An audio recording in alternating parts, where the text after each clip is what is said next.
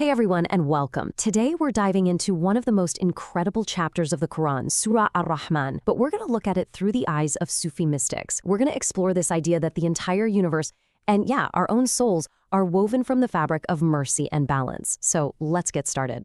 Everything, and I mean everything, starts right here with this one name, Ar-Rahman, the most merciful. Now, this isn't just a title or a description. Our sources tell us this is the very origin point, the fundamental principle that all of creation just flows from. It is the beginning of everything. So, what if we reframed the very beginning of everything with this question? This is where the Sufi tradition introduces this just breathtaking concept called Nafas Ar-Rahman, which literally means the breath of the merciful. The idea is that all of existence is just this continuous exhalation of divine mercy, an act of revelation that is happening right now, in this very moment, and in every moment to come. Okay, so if everything really does come from this single divine breath, how does that actually unfold? Well, the opening verses of this chapter reveal a sequence that is, well, it's both beautiful and, honestly, pretty surprising. Let's take a closer look. Now check out the order here, because this is what's so fascinating. Notice that taught the Quran, which stands for divine wisdom and meaning, it comes before created man. Think about that. It tells us that meaning isn't some afterthought we invented. The blueprint for existence, all that divine guidance, was already woven into the fabric of creation before we even showed up on the scene. We were actually created to be the ones who could receive this teaching. So you have this mercy, this divine meaning, but it needs a structure to actually exist in, right? Well, that structure is called mizan, or divine balance, and it's the principle that holds the entire cosmos together in this perfect, incredible harmony. And you know what? We see this mizan all around us, every single day. Just look at the clockwork precision of the cosmos. The sun and the moon in their orbits, the seasons changing right on schedule. That's the most obvious form of this divine balance. It's a system you can actually see, this perfect, observable order in creation. But here's where it gets really personal. Mizan isn't just some mechanical law out there in space. The sources really emphasize that it's also a deep moral command directed right at us. That verse, "Do not transgress in the balance," is a clear instruction. And it's not just about, recycling or protecting the environment, though that's part of it. It's about justice in our relationships, fairness in our work, and finding balance in our own spiritual lives. Okay, so we've talked about the whole cosmos.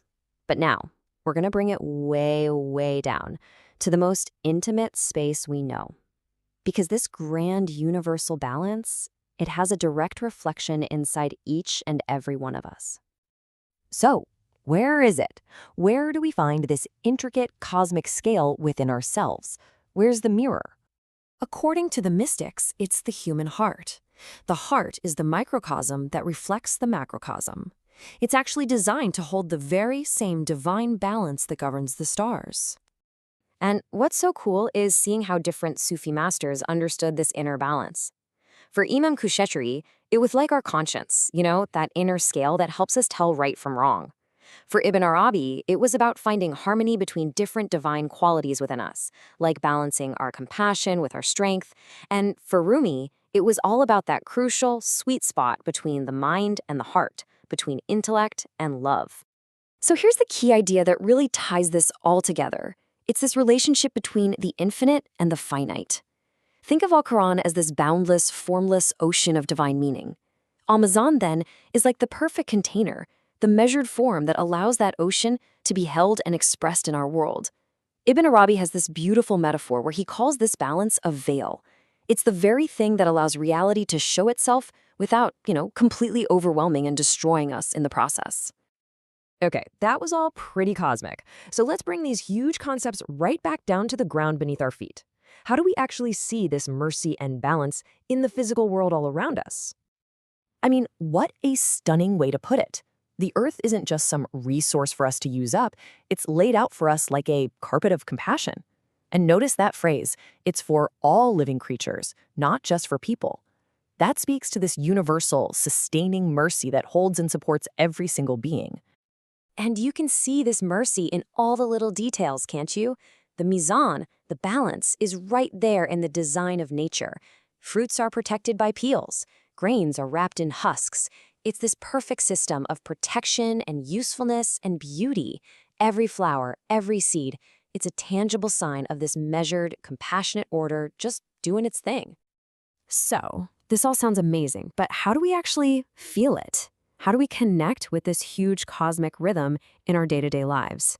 Well, according to our sources, the answer is as close and as constant as our own breath. It's one of those things that's so simple but so profound. That very balance we've been talking about, the divine mizan, is perfectly mirrored in the simple rhythm of our breathing. Just think about it for a second. Every single inhale is an act of receiving, of accepting life. And every exhale is an act of giving back, of letting go. This constant, totally unconscious cycle of receiving and giving, that's the essence of a balanced life. It's a miniature mizan operating inside you right now. And the sources actually offer this really practical way to turn this idea into a real experience. You just sit still for a moment. As you breathe in, you mentally say Ar. As you breathe out, you say Rahman. By doing that, you're consciously aligning your own personal rhythm with that universal breath of the merciful that sustains everything. And this really is the goal of all of this. This is the outcome of finding that alignment. When we consciously choose to let our actions, our words, even our silence, come from that place of mercy, everything can change. Our words can bring healing, and just our quiet presence can bring a sense of peace to the people around us. So we'll end with a question for you to take with you.